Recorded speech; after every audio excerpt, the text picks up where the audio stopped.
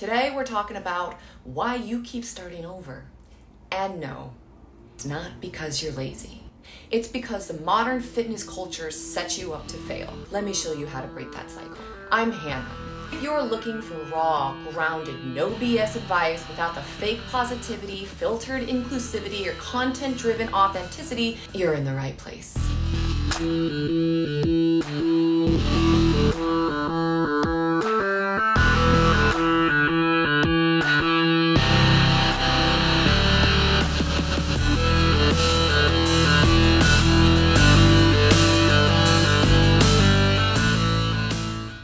You know the drill. You get hyped. You follow some real influencer who's actually genetically blessed, training up $3,000 worth of supplements and has countless hours in a day to work out, hot girl walk, take 3 hours for a morning routine, rinse the teeth, and whose realness is curated by an algorithm. You get inspired for like 5 days, then you miss a workout.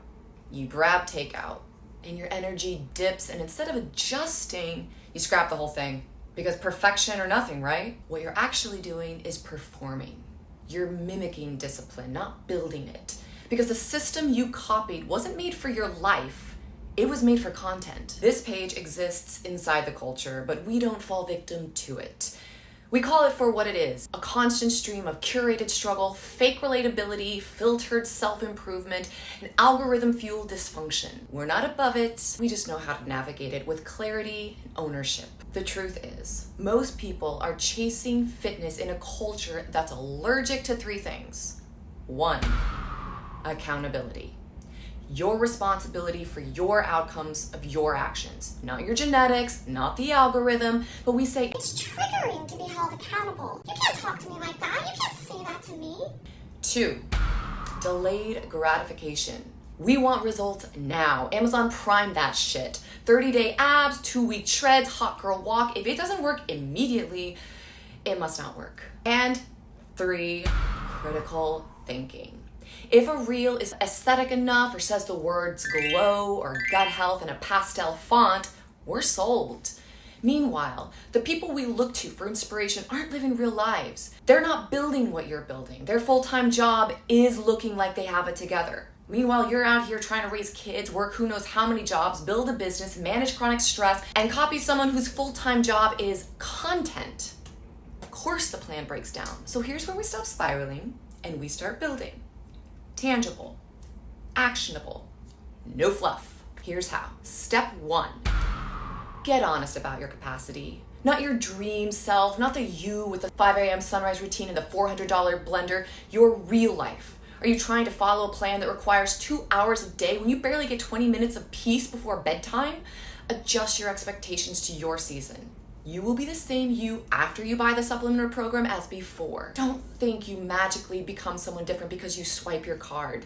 Step 2, pick one daily habit and then stick to that one habit for more than a month.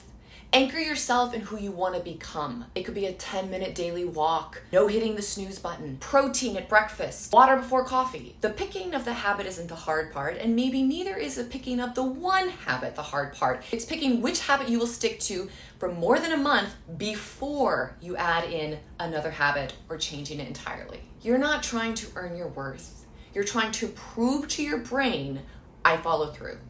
Identity is built on evidence. The more consistent the behavior, the more permanent the identity. And step 3, build a framework, not a fantasy. Stop stacking shiny tools on top of chaos. You don't need more things, routines, tips, distractions. You need a framework. One that meets you where you are, progresses you with structure, and leaves space for life to happen. Random effort gives you random results. Structure gives you identity. And when identity is clear, motivation becomes irrelevant.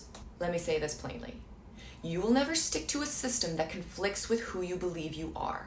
You want to rewind that, or you want me to repeat it for you? Okay, fine, I'll repeat it. You will never stick to a system that conflicts with who you believe you are. You'll sabotage it, or resent it, or both. This is why ownership matters. You don't just adopt new habits. You become the person who keeps them. You don't just stop quitting. You stop being someone who sees quitting as normal. You can't escape the culture, but you don't have to be ruled by it. You're allowed to live inside the chaos and still choose clarity, to scroll through the noise and still build something real. Ownership means you stop waiting for Monday, for motivation, for some magical version of you to arrive. It means you decide now to see yourself as someone who follows through, even in a world built to distract you. It starts with one choice, one imperfect rep, one messy try. Not next week, not after the meal prep, now. If this hit you, you're not alone. Drop a comment and tell me what's one habit or goal you've restarted more times than you'd like to admit. Accountability starts now. Let's call it out so we can call it done. Let's actually break that together. I've got something coming that's going to help you get off that start-stop loop for good. It's a free tool that'll help you figure out where you're stuck and what it's actually going to take to move forward with structure.